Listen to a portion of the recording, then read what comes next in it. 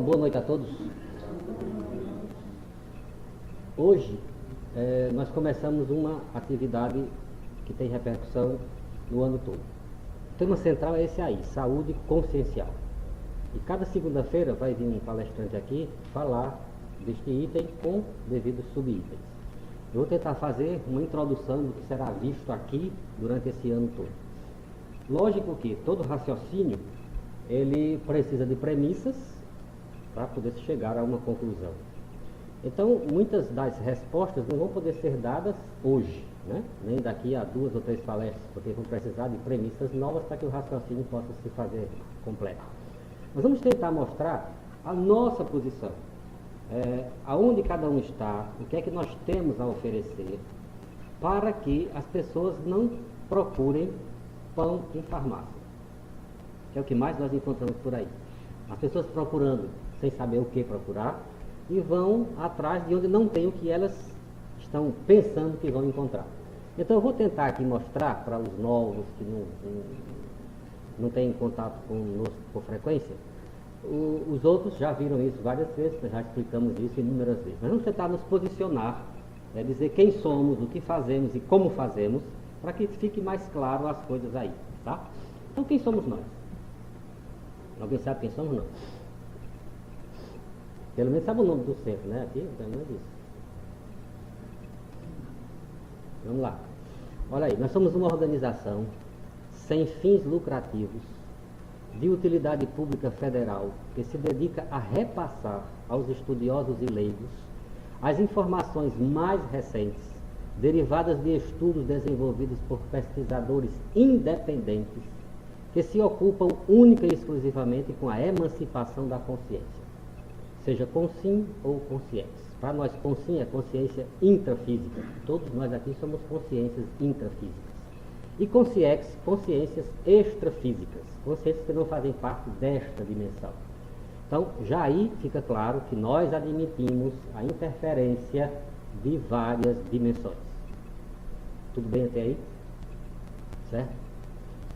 Organização sem fins lucrativos. Porém, tudo tem custo. Concordam comigo?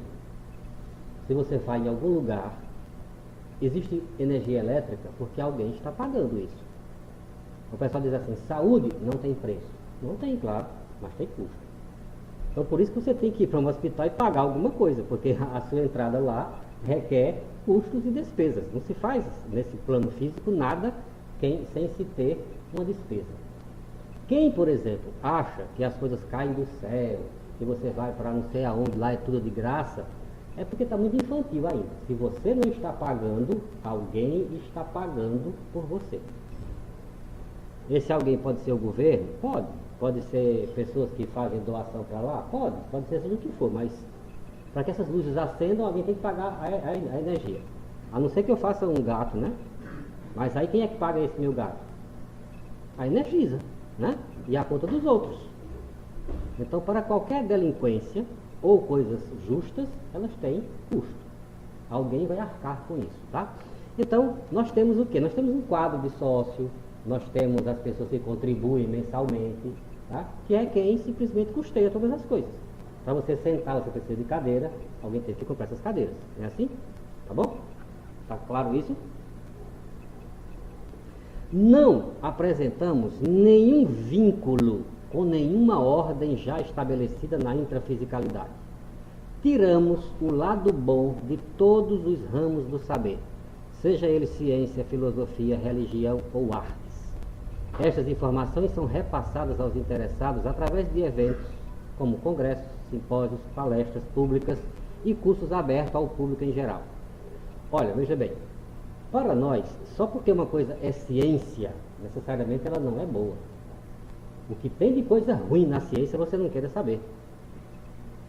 Então, homens de ciência estudam como dividir o átomo, como fazer a fisão nuclear para criar uma bomba e destruir todos os outros. Então, só porque é ciência, não nos interessa. É como esta ciência é utilizada, para que ela é utilizada, que sim nos interessa. Não é só porque uma coisa é filosófica, que tem alguma coisa que presta. Está cheio de coisa que não vale nada nas nossas filosofias. A maioria dos nossos filósofos são apologistas do suicídio. Nossas religiões hoje entraram numa decadência terrível. Nunca se vendeu tanto Jesus Cristo como hoje. E é a melhor mercadoria para se vender, porque você vende algo que você não entrega, e se não funcionar, a culpa é de você que recebeu, porque você não tem fé, né? Assim que diz, né? Tenha fé que tudo se resolve. Então eu te vendo uma coisa que você jamais recebeu, e se você não funcionar, o problema é seu. Então essa é uma mercadoria ótima para se vender. E hoje se vende Jesus Cristo em tudo que você possa imaginar. Então, não é porque é religião que presta, tá? Artes. As artes estão por aí, todas as formas. Siddhartha Gautama dizia uma frase fantástica: admiro todo aquele que vive a vida artisticamente, mas não merece meu respeito quem faz da vida um palco para se apresentar. E nós estamos vendo isso aí à torta e à direita. Nossos políticos fazem da política um palco para se apresentar. O tempo todo que você possa imaginar. Então não é porque uma coisa é artística que presta. Nós usamos o quê? O extremo discernimento. E se este conteúdo deste conhecimento fizer parte para emancipar a consciência, ou seja, dar a ela instrumentos para que ela ande com os próprios pés, aí sim nos interessa. Mas se este conhecimento é para criar dependência, é para criar pessoas cada vez mais subjugadas, isso não nos interessa. E nada fez isso mais do que as nossas religiões até hoje. Então, no entanto, dentro de tudo isso, há muita coisa boa, não tem? Quantos exemplos de bondade, de amor, de compaixão nós não temos dentro das religiões? Inúmeros. Então, esse lado bom, nós vamos utilizar. Esse lado que é útil, nós vamos utilizar. O que não é, descartamos. E o que devemos fazer? Dizer assim, tudo tem uma razão de ser. Tudo tem uma razão de ser. Não tem a menor dúvida. Prostíbulo tem uma razão de ser. Agora, porque ele existe, você vai para lá? Resta você perguntar, isso é prioridade para mim, neste momento? Aí você estará fazendo a sua autoevolução. Se você não se faz a pergunta se isso é prioridade para você, você vai para qualquer lugar, para qualquer canto, fazer qualquer coisa. Então, se não sabe para onde vai, qualquer caminho serve. Para que você está reclamando? Quando você decide para onde você quer ir, aí você tem que escolher o caminho certo. Não adianta criar outro caminho. Quero ir para Recife, aí vou pegar a estrada de Natal. Não vou chegar lá nunca. Absolutamente nunca. Então o que é prioridade para mim nesse momento? Aí sim tem alguma razão de ser. Com uma equipe interdisciplinar, o CEP objetiva um trabalho lúcido, realista, conduzindo os alunos e professores para o autoquestionamento, autoenfrentamento consciente, reorientação pessoal do seu processo evolutivo. Então veja bem, quer a gente queira, quer não, de acordo com a nossa formação, nós passamos a ver o mundo mesclado com essa formação. Então, se você estuda engenharia, a sua tendência é, quando você olhar o mundo, você vê mais ou menos como o olho do engenheiro. Se você estuda veterinária, você vai tentar ver o mundo também com essa ótica. Nós somos influenciados pelo modo com que a gente, que a formação nós tivemos essa formação, seja ela qual for. Se você é um homem do campo, a tendência sua é ver o mundo com os olhos de um homem do campo, porque você também está subordinado a essa mesma formação. Se você abandona o seu orgulho e dar as mãos a quem está do seu lado, para que ele possa ver você também, o que está do outro lado também, cada um vendo na sua ótica, e a gente soma essas visões, nós temos maior chance de ver a verdade. Tudo bem? É assim que nós fazemos. Um mesmo assunto é visto por várias pessoas, e aí o somatório dessas coisas a gente diz, estamos mais perto de ver a verdade. Lembra daquela historinha bem antiga dos cegos e do elefante? Todo mundo conhece ela? Conhece, não?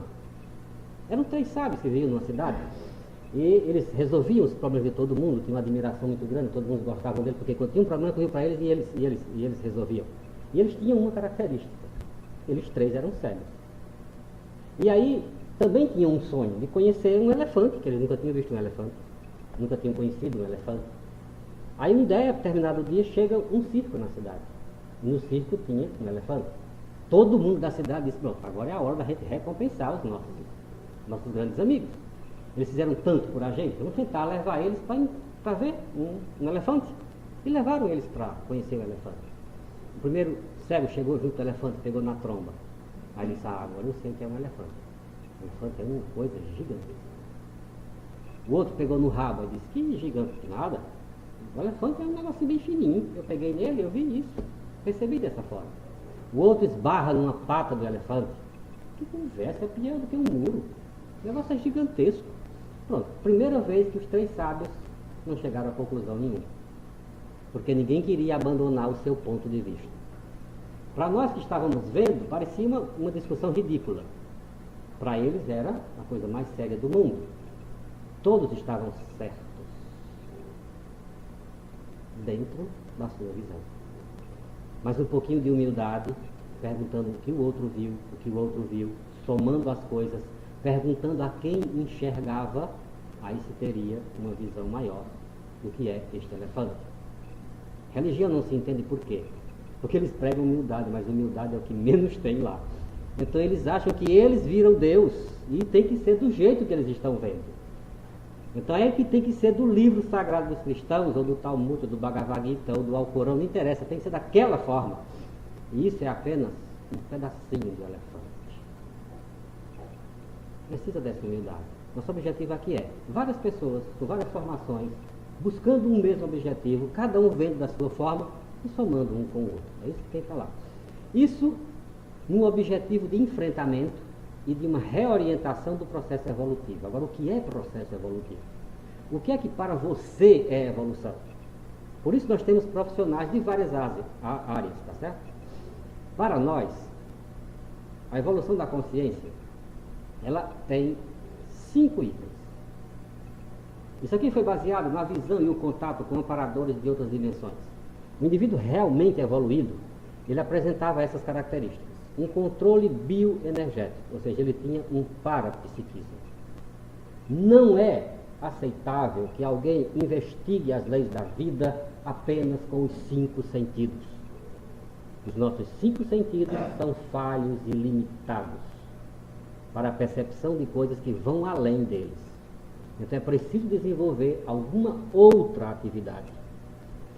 Todos eles tinham lucidez, hiperacuidade e intelectualidade. Então, uma lucidez profunda. Conseguiam olhar um assunto com profundidade e abrangência. Tinham holomaturidade, uma maturidade integral. A maturidade do corpo físico, do duplo etérico, do corpo emocional, do corpo mental. Você vai encontrar pessoas por aí que têm 50 anos, com um corpo emocional de 10. Sem maturidade nenhuma emocional. Outras pessoas ao contrário de tudo isso. Então, uma maturidade integral. Corpo físico com 18, 21 anos já está maduro, ele está pronto para fazer qualquer coisa. Mas os outros nem sempre estão assim. Você vai encontrar pessoas também que estão 15 anos com uma maturidade esplêndida.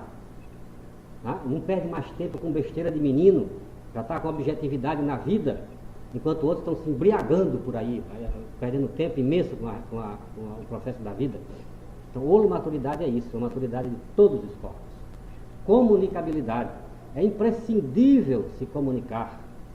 Todos eles conseguem se comunicar. E comunicação é algo que vai além de aprender línguas, idiomas. Isso é bobagem. O mundo nunca teve pessoas tão intelectualizadas falando aí milhões de línguas. Você vai encontrar um mundo cheio de pessoas tratando disso e o mundo nunca se entendeu tão pouco quanto se entende hoje. Não basta falar novas línguas para entender outro ser humano. É preciso ter outras características. Uma delas é compaixão. É ser capaz de se colocar na posição do outro e ver como o outro está vivendo aquilo, experimentando aquilo, sentindo aquilo. Só assim você consegue se comunicar com esse outro ser humano. Comunicação é algo além disso. E cosmoética. Ter uma ética cósmica. Além da moral humana, além dos conceitos que os homens criaram de ética, que é circunstancial, momentânea, de uma época, de uma cultura. O que é ético numa cultura, amanhã já não é mais em outra. Então o que é ético? É a busca dessa ética cósmica que vai além dessas coisas todas que a gente vê que eles começam a ter. Então, para nós, o indivíduo que está investindo hoje no controle das bioenergias, na sua lucidez, investindo na sua intelectualidade, investindo na holomaturidade, buscando a maturidade integral, total, tentando se comunicar consigo mesmo e com o mundo, e tendo uma ética pessoal, esse indivíduo está a caminho evolutivo. Se para você evoluir é mudar de carro, isso é outra história. Mas aqui você não vai encontrar regra para comprar um carro novo. Você vai encontrar regra para falar disso. Você vai falar assim, você está evoluindo, ela está investindo nisso. Tudo bem? Não estou dizendo que esse é o conceito final. Você pode ter conceitos muito mais abrangentes do que esse. Aqui você não vai encontrar isso. Para nós, está bem aí embaixo, a evolução é um processo provocado, devidamente planejado e cuidadosamente executado. Então quem quiser crescer, melhorar nessa vida, tem que sentar, planejar com muita clareza e executar isso com muito cuidado, todos os dias, um dia atrás do outro, para quando chegar no último dia de existência ter feito algum progresso real. E não apenas, eu acho que fiz. O inferno está cheio de quem acha. As colônias psiquiátricas também estão assim. Tudo bem até aí? E a evolução da consciência? Nós usamos uma série de neologismos. Por que nós usamos esses neologismos? Por uma razão muito simples. Por exemplo, eu falei dois há pouco, consim e consciex. Você vai dizer encarnados e desencarnados, né? Corpo físico e alma. O pessoal não fala isso? Mas isso você tem um vínculo presente e passado com religião, com forma filosófica, que você já fez isso há muito tempo atrás. Isso, em vez de colocar você para frente, bota você para trás, para trazer uma certa nostalgia. Quem busca esses assuntos, por exemplo, pega um livro e diz, mas eu já sabia disso. É tão bom, né? É tão fácil, porque até uma identificação naquele tudo. Você está andando para frente, não, você está andando para trás. Você está indo atrás do seu passado. Para crescer, evoluir, tem que se esforçar. Quando você estiver numa boa, assim, você está ou na horizontal ou andando para baixo. Pode ter certeza. Porque para subir uma montanha tem que fazer esforço. Ninguém subiu uma montanha assim, sorrindo desse jeito. Isso é bobagem. Infantilidade achar que é assim. Os neologismos fazem você criar novas sinapses, novos comandos mentais, colocando você para frente. Quando eu falo assim, um neologismo, você para pensar, fez uma nova associação, criou uma coisa toda. Tudo isso é desenvolvimento do intelecto. Tudo isso é uma percepção mais profunda, mais abrangente, que está lá no conceito nosso de evolução, inteligência, hiperacuidade e tudo mais. Ok? Quando você está aprendendo matemática, você está usando a inteligência. Quando você aprende, você deixa de usar. Dá para entender isso? Enquanto você está buscando as causas, você está usando a inteligência. A inteligência não fica na gente ativa constantemente, não. Senão você fica doidinho no jeito. Tem que botar um chaminé aqui na cabeça. A inteligência busca soluções. Quando a solução é encontrada, ela passa para a razão e a razão fica aparelhada para aquilo. Toda vez que você for repetir aquilo, é só repetição. Não é inteligência mais. É outra faculdade mental que está entrando em atividade. É só repetição daquilo ali. Quando você está aprendendo um instrumento musical, você usa a inteligência para aprender o instrumento. Quando você aprende que ele se torna automático em você, você não usa mais a inteligência. É um automatismo do corpo. Quando você está dirigindo pela primeira vez, você está usando a inteligência. Quando você aprende, deixa de usar a inteligência e passa a usar um automatismo. Por isso o neologismo, para empurrar você para frente e não para trás. Tudo bem até aí? Então usamos vários neologismos. Então, quando entender um, para lá e pergunta, tá certo? A ideia aqui é essa, é perguntar, discutir, conversar com as pessoas. Nós temos alguns princípios que devem nortear todas as pessoas que se aproximam da gente. Primeiro, não temos que crer no dito simplesmente porque foi dito. Esses conceitos foram escritos há 500 anos antes de Jesus. Não é nada novo. Porque tem pessoas que dizem assim, eu vou acreditar, nós temos aqui ojeriza a crença. Crença é a paralisia da razão. Quando você acredita, você estagnou no tempo. Para o desenvolvimento do intelecto, é a descrença que funciona. É a dúvida que funciona. Então, só porque foi dito, não temos que acreditar de jeito nenhum. Nem nas tradições, porque foram transmitidas desde a antiguidade. Tem gente que vive de tradição. Só porque é tradição, então, tá certo. Não, tem muita tradição aí que é doida. Maluquinha do juízo. O que tem de gente aí sofrendo horrores porque simplesmente seguiram a tradição. Não estou dizendo que toda tradição é ruim. Que você agora vai se rebelar contra tudo e contra todos. Isso não funciona, não é bem assim. Quero que você pense, analise isso. As mulheres, já fiz esse exemplo várias vezes, as mulheres quando entraram no exército americano, elas contribuíram muito. Na arma de cavalaria especificamente, tinha uma regra em cavalaria lá que fazia assim, quando um canhão ia dar um tiro, um soldado ficava a 100 metros de distância à direita e outro soldado a 100 metros da distância à esquerda. As mulheres entraram e perguntaram, mas por que isso? Que coisa mais ridícula. O comandante disse, você não está aqui para pensar, você está aqui para seguir as normas. A tradição é assim, você tem que fazer. Não tinha o que fazer, tinha que cumprir ordem, que as mulheres se calaram, né? Por pouco tempo, elas não conseguem ficar caladas. Então elas começaram a investigar muitas coisas. E a mulher descobriu que quando a cavalaria era a cavalo, quando ia dar um tiro de canhão, tinha que alguém segurar os cavalos a 100 metros de distância para o cavalo não disparar, de susto. A cavalaria nem usa mais cavalo. E eles continuaram dando tiro com um soldado a 100 metros de distância. Não tem o menor sentido. Mas virou tradição. Então cuidado com as tradições. O que tem de mulher aqui sofrendo horrores, porque a tradição disse, não faça isso, não faça aquilo. Minha mãe disse assim, meu pai disse assim. Então, ó, só porque foi transmitido desde a antiguidade, não é para acreditar em nada disso. Nem nos escritos dos sábios, porque foram escritos por eles. Então o pessoal olha assim e diz, isso aqui foi um sábio que escreveu, então temos que acreditar. De jeito nenhum. O que tem de coisa idiota escrita por sábios, não queira saber. Lavoisier é um deles. Olhou para o céu assim e disse, lá veio um meteoro. Disse, não, meteoro? Não existe meteoro no espaço todo. Quem é que duvida que tem meteoro hoje? Essa frase idiota foi dita por um homem célebre. E nem porque foi dito por um homem célebre se tornou uma celebridade. As verdades são o que elas são. Independem por onde ela passa, por onde ela se expressa. Se por um sábio ou por um idiota, ela permanece uma verdade. Então, só porque foi um sábio que disse, não temos que acreditar também não. Temos que olhar se faz sentido ou não. Nem nas deduções baseadas numa suposição causal que tenhamos feito. Tem pessoa que diz assim, não acredito na tradição, muito menos nos sábios, só acredito em mim. Porque o meu raciocínio é o melhor que existe. Então, soma, acabou, se for, acabou. Está frito também. Quantas vezes você não já pensou uma coisa e analisou essa coisa com os dados que você tinha, daí a 20 minutos você soube um novo dado e você viu que aquela conclusão estava completamente equivocada? Não aconteceu isso? Nós não temos todos os dados. Então você diz assim, olha, até aqui, até agora, eu penso desse jeito. Amanhã pode ser que um dado novo apareça e eu modifique a minha forma de pensar.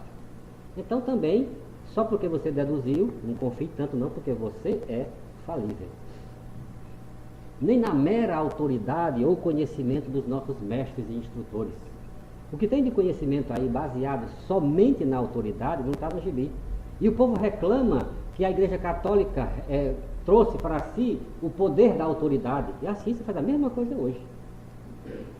O Magister Dixit, o mestre disse, Roma locuta, causa finita. Roma falou, causa cessou. Todo mundo baseava a vida inteira nisso aí. Se você fazer um trabalho científico hoje, você vai ter que citar 10 doutores para que alguém possa dizer que você está dizendo alguma coisa. Isso é autoridade, meu amigo, do mesmo jeito. Diga as mesmas coisas que eles disseram sem citar o doutor para ver se alguém lhe escuta.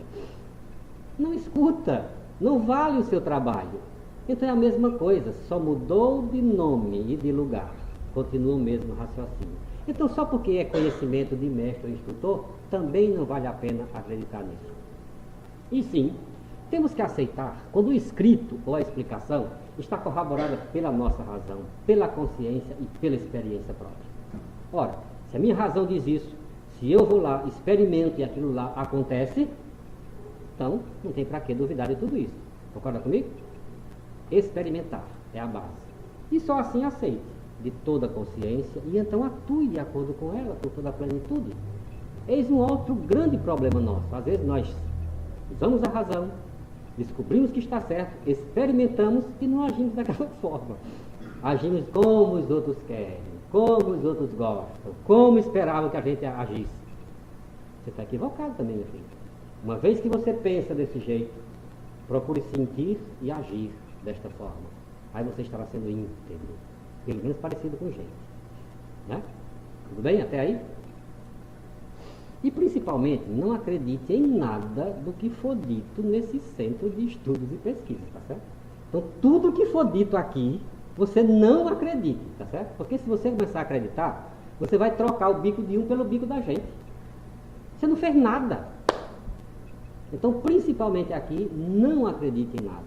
Tudo que for dito, faça isso aí, ó. Experimente. Então, foi dito isso, experimente. Veja se acontece. Veja se tem utilidade prática, objetiva na sua vida. Se não tem, descarte. Veja o que é prioridade para você. Isso aí sim vale a pena ser feito, tá bom? Experimentar. Tudo bem até aí? Ok. Então, ó, toda segunda-feira, a terceira segunda-feira, vamos dar esse tema central. Saúde consciencial. Vamos começar lembrando que os nossos paradigmas, ou seja, o polo central de todas as nossas deduções estão baseadas nesses dois pilares aí. Multidimensionalidade, ou seja, não existe só uma dimensão. Existe a dimensão física e outras dimensões. E que interferem nesta dimensão física. Logo, se eu não tenho conhecimento dessas outras influências, eu estarei vendo a coisa pela metade. Pluriexistencialidade. Nós temos várias existências. Não nascemos aqui uma única vez. Você já veio aqui várias vezes. Vai bater a caçuleta, esticar as canelinhas, passar para o outro lado. Isso não é neologismo. Neologismo é dessomar. Tá certo? Dessomar é deixar o soma. Não é desencarnar, não. Tá certo? Isso é coisa de espiritismo. Dessomar, deixar o soma, sair do corpo, soma, corpo, dessomar, deixar isso, pronto, é mais técnico do que tudo. Voltar para o corpo, ressomar, adquirir um novo corpo. Então, pluriexistencialidade. Se você não levar em conta que os nossos raciocínios estão baseados em várias existências e várias dimensões, você vai chegar a conclusões diferentes de nossas. Tudo bem? Ok? Então vejamos aí. Na saúde, no passado, a saúde era a perfeição morfológica acompanhada da harmonia funcional, da integridade dos órgãos e aparelhos, do bom desempenho das funções vitais, era o vigor físico, o equilíbrio mental, apenas considerado em termos de indivíduo ao nível da pessoa humana. Mundo físico, olhando a coisa desse jeito, quando se começou a ver o funcionamento do corpo humano, se chegou a conclusões de o que era saúde. E as primeiras definições foram essas, sem levar em conta absolutamente nada mais. Só isso. O homem foi ampliando sua forma de ver, sua forma de compreender, e esses conceitos foram mudando com o passar dos anos. Tá certo? Tudo bem até aí? Com o tempo, depois ele passou a ser considerado sob outro plano ou dimensão. Saiu do indivíduo para ser vista também em relação do indivíduo com o trabalho e com a comunidade. No que diz respeito ao indivíduo, quanto ao seu bem-estar físico, devemos refletir que não há saúde de órgão, porque a saúde é total e do todo, assim como não existe doença estritamente local, não há também saúde local. Então começou a ver que, olha, não é um órgão, mas além dos órgãos existe o quê? Um sistema. Então o sistema é o sistema digestivo. O sistema é o sistema endócrino. O sistema é o sistema reprodutor. Cada um contendo órgãos. Não pode dizer que, porque um órgão está doente, os outros estão saudáveis. Não podemos mais dizer isso. É um sistema todo. Se um adoecer, o outro também adoece. Se um está saudável, é porque os outros também devem estar. E por aí vão. Vê que já ampliou as coisas, apareceram mais dúvidas. Apareceram mais pontos de vista para determinar o que é saúde. O lado psíquico da saúde cresceu de importância na época agitada em que vive o mundo. Inquietude, pressa, ânsia, incerteza, indagações ante os fatos da vida, particularmente da vida econômica, trepidação, desgaste constante de energias mentais, etc., levam o indivíduo ao cansaço, ao sofrimento psicossomático. Então alguém começou a ver mais abrangente ainda. Olha, tem pessoas que a gente procura no corpo físico, não tem nenhum órgão doente, não tem nenhum sistema doente. E essa pessoa apresenta algumas outras coisas que a gente sabe o que é. Começou a se especular então agora que coisas mentais e emocionais também eram importantes para a chamada saúde. Aí o conceito já começou a se ampliar, já começou a ficar diferente. Tudo bem até aí? Está claro até aí? Ok. Tudo isso com o tempo, tá? Se isso vem acontecendo, hoje nós estamos num patamar, imagine daqui a 100 anos, como é que esse conceito não vai estar? Praticamente o que a gente achou a coisa mais sublime do mundo, não vai ser quase nada. Do mesmo jeito que quando alguém, antigamente, qualquer doençazinha na hipófise, tira a hipófise, você não presta para nada. Não tem relação nenhuma, só tem aqui um negocinho aqui no meio que é único, ninguém sabe para quê, nem coisa nenhuma. Hoje alguém ousa tirar a hipófise? Ninguém ousa. Se descobriu um monte de hormônios que ela lança e tudo mais. Antigamente não se tinha como fazer isso. Como não se tinha, se agia de um jeito. A partir do momento que se teve, começou a se pensar diferente. Até 2008, nos Estados Unidos da América, que faz estatística de tudo, se qualquer mulher, qualquer fêmea chegasse no consultório de ginecologista ou mastologista e dissesse assim: doutor, minha avó teve câncer de mama, minha mãe teve câncer de mama, eu peguei o meu material genético, mandei para o laboratório, lá já existe como você fazer a parte genética para saber se você tem predisposição ao câncer ou não, e os genes PCC1, que é o responsável pelo câncer de mama, foi detectado em mim. O que eu faço? Não tenho sintoma nenhum, não tenho câncer nenhum, mas está lá, essa é a minha história. Conduta de qualquer um deles, até 2008, mastectomia total, radical, preventiva. Ou seja, tira os 2 seios da mulher porque ela vai ter câncer. Todo indivíduo médico que não agisse desta forma estava agindo com uma conduta antiética e seria caçado dessa forma. Porque esta deveria ser a conduta de prevenção. Milhões de mulheres fizeram isso nos Estados Unidos. Todo mundo só conhece isso por causa de Angelina Jolie, né? Que fez recentemente, todo mundo ficou conhecido e tudo mais. Mas milhões de mulheres americanas fizeram isso. Não tem os seios por causa disso. Se descobriu que existe, depois disso, como adormecer esses genes do câncer de mama, próstata e fígado. Hoje não se fala mais em genética, se fala em epigenética. Genética só é responsável por 15% do que acontece com o seu corpo. O restante todo é influência do meio, do que você come, pensa, sente e faz. Com o movimento de investigação dos genes humanos, nós podemos dividir a ciência médica em 2 épocas, antes do genoma e depois do genoma. Todo mundo se achava que ia descobrir os genes responsáveis por tudo que se possa imaginar. Não se descobriu tanto assim, não. Nada disso. Tem um monte de coisa que é responsável, não é a genética. Somente 15% dela é responsável por isso. Então, quem tem isso, pode fazer o seguinte: manda manipular numa farmácia de manipulação uma substância que é encontrada nas crucíferas, estou certo? Estou certo? Crucíferas, estou? Exato. Que é o Ibinol 3-carbinol. Se você tem mais de 80 quilos, 200 miligramas é o melhor. Menos de 80 quilos, 200 miligramas é o suficiente. E essa substância vai adormecer os genes do câncer de mama. A partir de 2008, ninguém mais tem a conduta de simplesmente porque a avó teve, a mãe teve e você tem os genes de fazer uma intervenção cirúrgica desse jeito. Uma nova compreensão. Mudou-se então a conduta. A saúde passou então a ser compreendida de forma diferente. Então o lado psíquico está lá. Como pode ser? Se ele tem todos os órgãos estão bem, todos os sistemas estão bem, e ele não é uma pessoa normal. Aí o conceito de normalidade veio à tona, e como vai se tratar isso, o que vai se fazer por isso e tudo mais. Né? Então, via que então os conceitos iam se ampliando e as coisas iam mudando. Com o tempo, é preciso, porém, para o perfeito equilíbrio neuropsíquico, que o homem esteja bem adaptado às condições de vida, dentro do ambiente em que vive, que haja entendimento, equilíbrio, tolerância, compreensão dos indivíduos entre si, pois a mente e o corpo não permanecerão sadios por muito tempo em ambiente agitado, adverso, tumultuoso e intranquilo.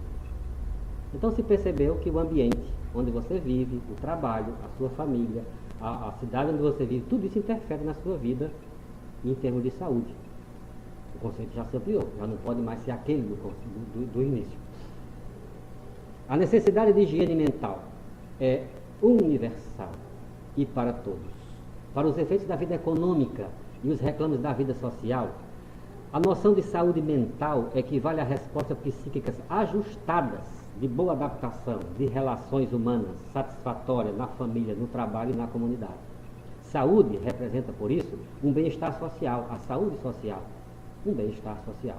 Então não era mais somente um indivíduo que tinha um fígado ruim.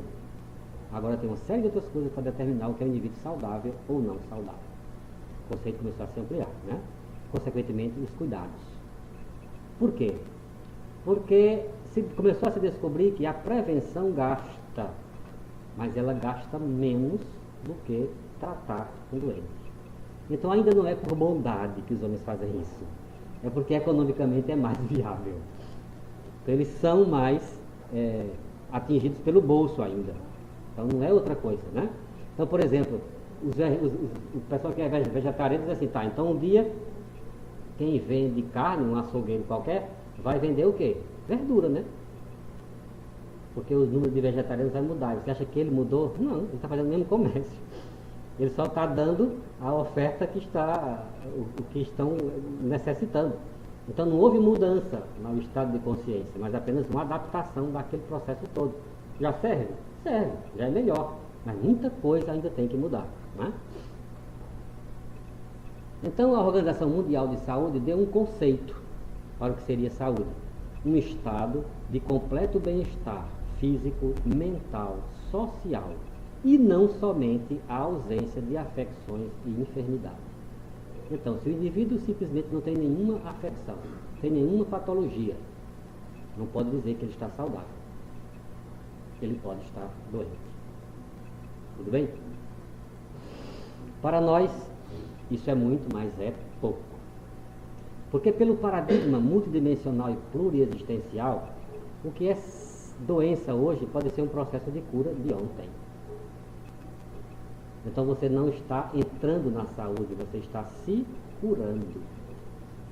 Então as coisas já mudaram também de cara. Então você vai encontrar alguém deformado, aleijado, marcado, estrupiado de alguma forma. Você vai dizer, bom, ele não tem a harmonia que os outros corpos têm, né? E ele pode estar caminhando para a saúde, num paradigma multidimensional e pluriexistencial. E alguém que você vê aí saudável, brilhante, tá certo? Que sai de casa, toma banho, se barbeia, fica perfumadinho e sai para trabalhar. E o trabalho dele é matar judeu. Então ele vai para lá, mata judeu de 7 da manhã até o meio-dia, volta para casa, senta-se na mesa, almoça com sua esposa, fala com todo mundo, acalenta os filhos, toma novamente um banho, se perfuma novamente, veste uma roupa brilhante e sai para trabalhar. E o trabalho dele é matar judeu. Então ele sai, mata judeu de 2 horas até as 6 da noite e volta para casa dormir e dorme um sono tranquilo. Você diria que esse indivíduo é saudável? Para nós esse é doente. Muito doente. Ele está plantando sementes de graves doenças para o futuro. E muitas vezes, sem querer justificar, o judeu que foi morto por ele acabou de ficar saudável. Cumpriu o seu karma, resgatou o que tinha que fazer, saiu dessa melhor do que podia imaginar. Deu para entender? Portanto, o conceito de saúde tem que sofrer alterações, baseado então, quando introduz novos componentes nesta análise. Não ter saúde é normal? Não ter saúde é normal? Não, eu diria que é comum. Normal não. Certo? O normal deveria ser saudável em todos os aspectos, de órgãos, de sistemas, de corpo, de relações emocionais e mentais.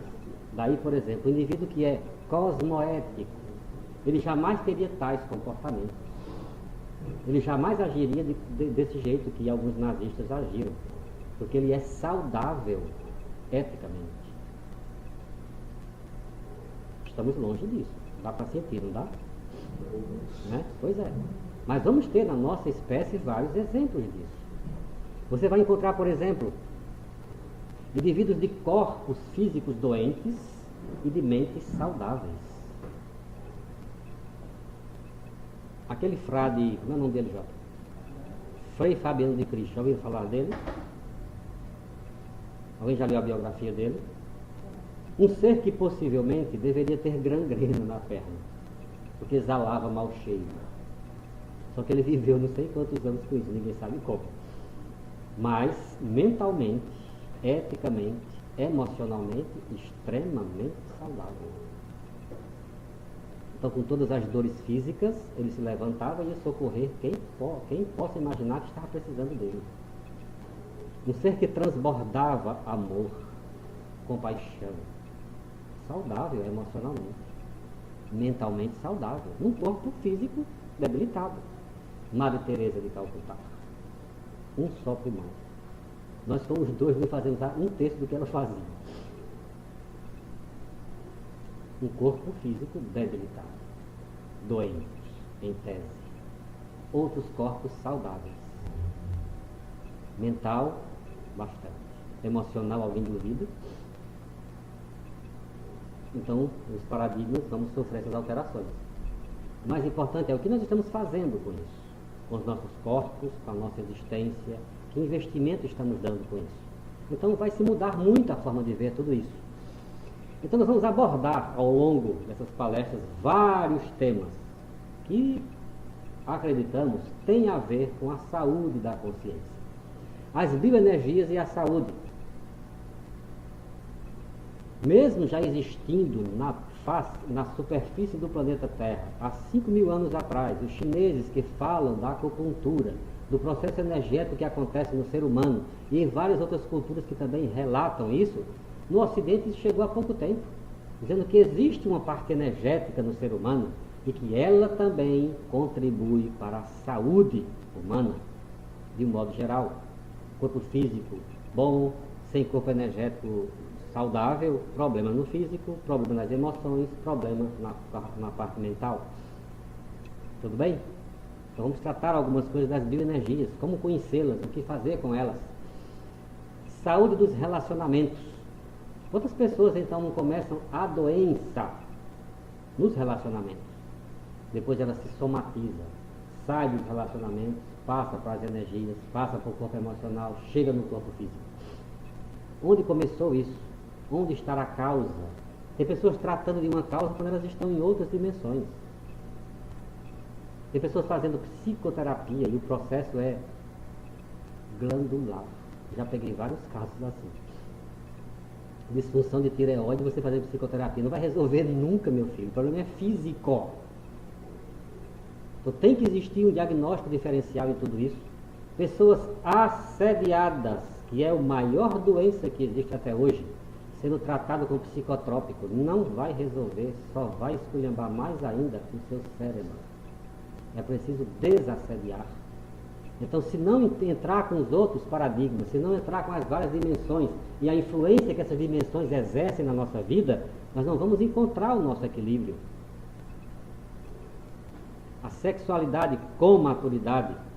Hoje em dia a sexualidade pode ser considerada bestialidade, né? Ou animalidade, mas maturidade não tem quase nada disso por aí. Autodefesa energética, como se defender disso? Interprisão grupo-kármica, veja só que palavras bonitas que estão aí. Interprisão, um aprisionando o outro. Grupo kármico, ou seja, um grupo de pessoas unidos por laços que lá estão, que geralmente vêm de outras existências. E ao invés de usar a prisão para se exercitar e sair forte da prisão, eles criam mais divisão e mais grades entre eles. É preciso entender o processo todo para chegar a uma conclusão de como abrir as portas e não fugir da prisão. Porque tem gente que acha que se foge está livre. Não, na hora que você foge você é um fugitivo. Você não é um homem livre. O homem livre é o que sai pela porta da frente da prisão. Reconciliação e assistencialidade. Ou seja, é imprescindível, se você quer receber algo, que você faça algo. A assistencialidade é um caminho de extrema importância para a sua evolução. Quando qualquer consciência pensa em crescer, ela vai se deparar com isso. Para que eu cresça, eu preciso fazer algo pelos outros. Enquanto eu não sair do meu egoísmo, eu não vou caminhar nem para a minha saúde, nem evolutivamente. É preciso dar para poder receber. É preciso pôr em atividade alguma coisa. Oi. Pode existir uma espiritualidade séria? Pode sim. Eu posso realizar a espiritualidade. Por exemplo, se eu sinto isso, né, e eu tenho assim, quase uma certeza disso, Sim. pode existir? Pode sim. Tá. Você pode, por exemplo, várias pessoas saem do corpo à noite, todo mundo sai. Algumas pessoas não têm consciência disso, mas saem. E podem nessas saídas prestar inúmeras assistências e voltar sem lembrança nenhuma. E elas fizeram tudo isso. Você pode dar dinheiro para alguém e fazer uma assistência a uma outra pessoa que você nunca conheceu, nunca imaginou, nunca teve nem a menor noção que aquele dinheiro chegaria àquela pessoa.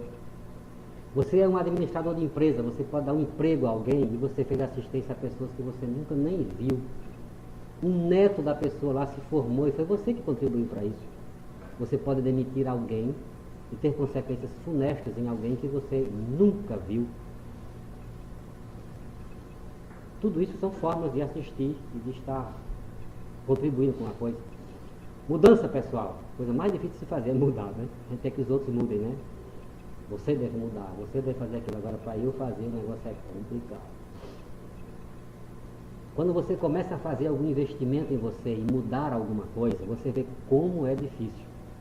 Quando você descobre como é difícil, você passa a ser uma pessoa mais bondosa com o outro, porque você sabe que não dá para exigir tanto, porque o negócio até é difícil. Se você tem muita vontade de mudar, investe constantemente nisso e não é fácil, imagine o outro que nem quer mudar. E as pessoas ficam querendo que os outros mudem. Isso é impossível, isso é perda de tempo. Não perca tempo com isso, querendo mudar ninguém.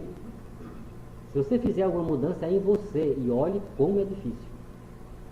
Então, aprender esses métodos, descobrir como fazer as mudanças eficazes e evolutivas. Amparo. Que ele falou de assistência, por exemplo, aí é um tipo de amparo. É o que mais nós temos e não nos damos conta disso. Assistencialidade através do parapsiquismo, ou seja, indivíduos que têm um parapsiquismo desenvolvido, que mexe e interfere na vida bioenergética, eles podem fazer uma assistencialidade à distância, sem que você esteja presente, nem que saiba disso, e você recebe essa assistencialidade. É uma forma extremamente gratificante de se fazer assistencialidade. Olha só, uma coisa, precisa pensar bem. Criatividade irresponsável. Eu vou ler esse conceito do Valdo Vieira, porque isso se aplica a milhões de outras coisas. Criar, inventar ou descobrir coisas nem sempre traz vantagens para os responsáveis no decorrer do tempo, em função das repercussões contínuas dos atos criativos, não raro nefasto. Então veja bem, recentemente morreu um indivíduo aí, eu estou lembrado o nome dele, que inventou uma arma. Então vocês viram isso na internet? Alguém viu isso? Ele morreu faz pouco tempo. Não sei se foi um Cold, não sei, uma arma famosa aí. Ó, esse cara inventou uma coisa. Recebeu todos os louros que você possa imaginar da intrafisicalidade. Ganhou prêmio disso, daquilo, muito dinheiro e tudo mais. Ele responde por cada pessoa que morreu com a arma que ele inventou. Imagina o que é isso. Tem ideia do que seja isso? Toda a atividade que você se vincular, que for nefasta a qualquer ser humano da superfície da Terra ou não da superfície, você é responsável por isso. Toda e qualquer ação e pensamento no bem que você emitir para quem quer que seja e possa modificar a vida, você é responsável por isso também. Vê como isso é bonito? Já imaginou quantas pessoas vão lhe agradecer pelas inúmeros favores que você fez, que você nem se deu conta que fez? Mas na mesma proporção, são os seus vínculos com as coisas que não devem existir. Então, ó, ter trabalho com armas de fogo, para quem quer evoluir, isso não é o caminho. Vinculado a qualquer tipo de tráfego, de drogas que amortecem a consciência, você vai responder por isso. Então, essas criatividades irresponsáveis. Então, O indivíduo vem para cá e ele nasce com uma programação existencial. Programação existencial, se você sair dessa existência cumprindo isso, você recebe um título, completista. É só aí que sua evolução começa. Mas você veio para completar, fazer sabe o quê? Suportar a sua sogra. Aí você não suportou a sogra, tá certo? Fugiu do grupo local, foi para outro lugar. E descobriu a cura da AIDS. Aí o mundo vai lhe recompensar pela cura da AIDS. O mundo vai lhe dar o prêmio Nobel de Medicina, vai lhe encher de dinheiro, fama e tudo mais. E quando você bater a caçuleta, dessomar, você verá o fracasso que você cometeu. Falta de saúde, doença se estabelecendo. E descobriu a cura da AIDS. Dá para entender isso? Então é preciso refletir muito sobre essas coisas todas. Às vezes você está caminhando, todo mundo olha para você, claro, evidente comete muito esse erro. Olha a aura de alguém, fulano está limpo, está uma maravilha, não vê o caminho que ele está andando, ele vai cair num poço logo ali na frente. Aí vê um outro que já caiu no poço, saiu do poço, está todo sujo, esse cara está desgraçado, ele já saiu do poço, meu filho, ele está se limpando agora. Então tem que ver o que está acontecendo, para onde vai, como vai, tá? Oi.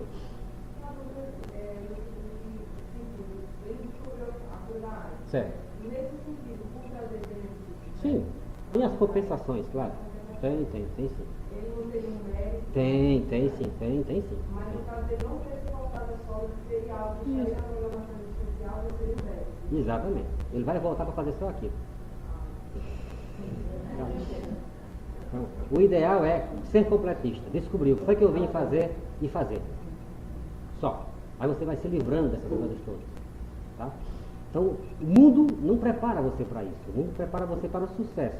E o que o mundo só é sucesso é uma causa de muito fracasso. Eu estou acostumado de ver isso. Eu ajudo muitas pessoas a morrer. Espero ela do outro lado. Eu sou projetor. Saio do corpo e faço isso. As pessoas chegam lá dizendo assim, ah, se eu soubesse. A maioria não se arrepende do que fez, não é do que deixou de fazer. Se eu soubesse que era isso. Ah, se eu pensasse que era dessa forma. Fizeram um monte de coisa. Não serve para nada. E é um sofrimento imenso. Falta de saúde, sofrimento, vida emocional. Entende? Assédio, autoconhecimento e profilaxia. Existe o autoassédio. A nossa sociedade é patológica. Ela nos estimula o tempo todo para o que não deve ser. Então, conhecer essas coisas, se livrar dessa influência do holopensene, pensamento, sentimento e energia de um todo. Você está aqui numa influência de João Pessoa, da religião cristã, essa coisa toda. Então, você pensa ou não, está influenciando você. Na sua forma de ver, de sentir, de agir, de se comportar. Então, começar a ver isso e começar a andar com os próprios pés, isso é desassédio. Mas se você não conhecer o assédio, você não sabe como sair dele. Quem mais entende de crime? Policiais e bandidos, né? O policial tem que conhecer de crime para poder combater o crime, senão ele não combate nunca. Se você não conhecer seus pecados internos, suas autocorrupções, como é que você vai se livrar dela? Para isso é preciso sair, ó, planejamento pessoal, dia de arrumação. Vou fazer uma reorganização da vida, da existência, dessas coisas todas. Psicoterapia como instrumento de dinamização evolutiva, perfeccionismo, vontade e completismo existencial. Aquilo que eu falei em poucas linhas aí. O título maior que se pode imaginar é o título de completista. É aquele indivíduo que veio, nasceu com um planejamento. Não é um ser perfeito, veja bem. Não é um iluminado, não. Ele apenas cumpre aquilo que se propôs numa existência. A maioria vem, não faz o que deveria fazer e ele se complica. Faz um monte de coisa que não deveria. Então é complicado esse processo todo. E tudo isso aí contribui para a nossa desorientação. Não, ele volta. Mas ele já volta com, por exemplo, com um macrosoma, o corpo mais qualificado para isso. Então se ele tem que fazer uma determinada estrutura, ele vem com a estrutura pronta para aquilo. Ele já vem com um monte de facilidades, porque ele vai ganhando isso com os méritos dele. Tá? Tudo bem até aí? Alguma pergunta? Isso vai ser desenvolvido ao longo do ano, tá certo? Cada coisa dessa, por vários professores aqui. Oi.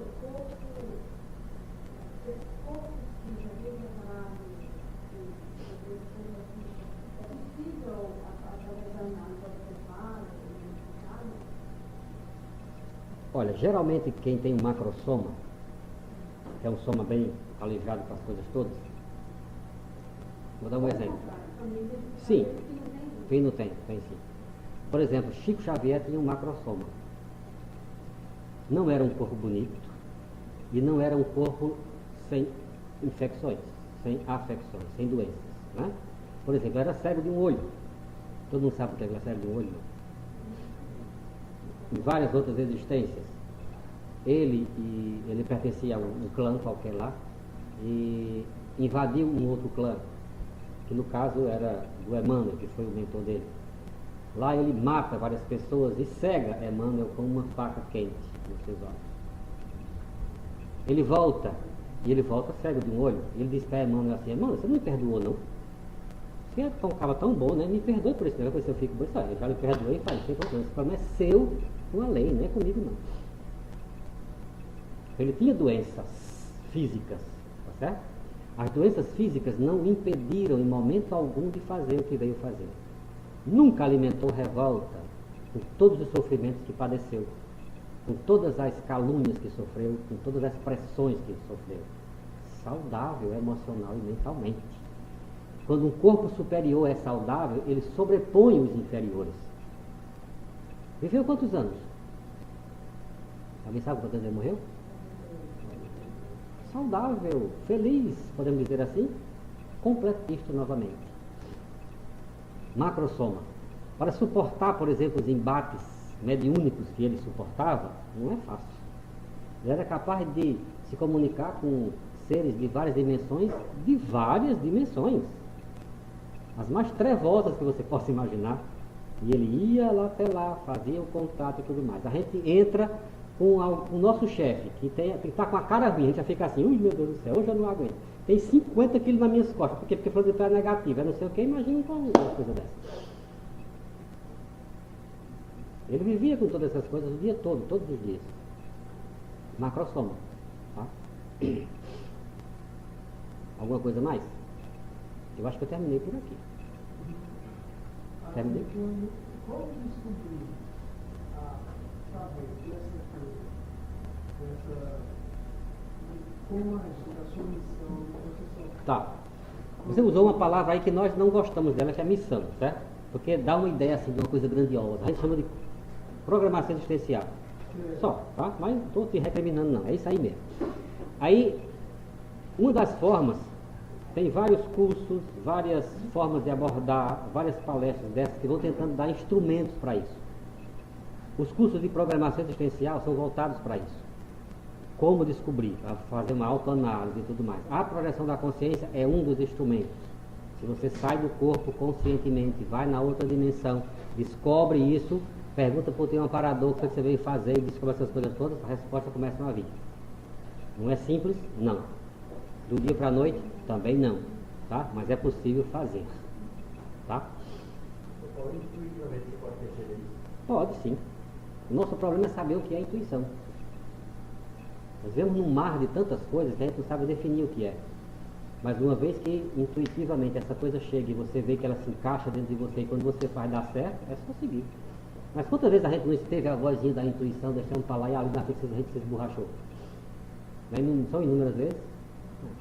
Então precisamos de quê? De sensibilidade, observação, para quando essas coisas acontecerem, por isso, parapsiquismo. Quando eu digo assim, 5 sentidos não bastam, porque muitas informações virão pelo parapsiquismo. Então está aberto para essas coisas todas, saber identificar como utilizar isso, discernimento. Discernimento, corpo mental. Corpo mental requer o quê? Informações. Então é estudar, auto-observação e buscar as coisas. Aí chega lá. Tudo bem? Tá bem. Na próxima segunda é 19 quilos, né? Certo.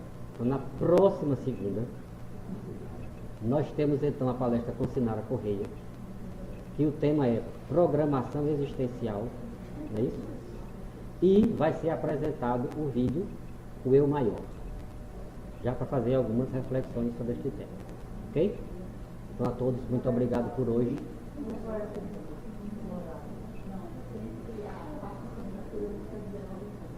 Tá certo? Então, só lembrando, sempre na quarta, segunda-feira, às 19h30, ao invés de 8 horas. Ok? Então, obrigado a todos e boa noite.